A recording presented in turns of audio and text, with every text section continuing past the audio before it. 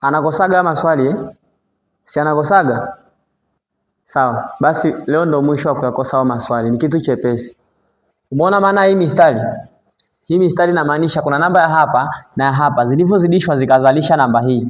Ndio maana yake. Kuna namba ya hapa na hapa zilivyozidishwa zikaenda kuunda namba hii. Zikazidishwa zikaunda namba hii.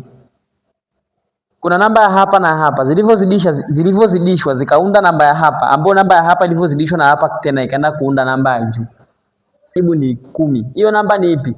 5 mara ngapi tupate 10? Maana yake ili ujue unachukua 10 gawanya kwa 5 unapata 2. Kumbe ni 2 mara 5 10. Hii imeisha. Tuje huku kwenye nyingi. Huwezi kupata namba ya hapa kabla hujapata hapa. Na ili upate hapa lazima uhusishe hizi mbili. Kama kuna namba ya hapa ikizidishwa na 3 jibu ni 27. Chukua 27 gawa kwa 3 unapata 9. Kumbe 9 mara 3 ni 27.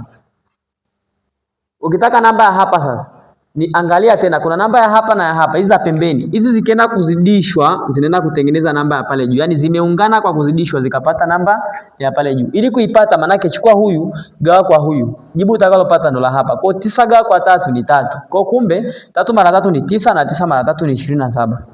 Kuna cha kuendelea? Haya, tafuta hapa A B. Niambie A ni ngapi? D itakuwa ni ngapi? Mwalimu wa math niko hapa.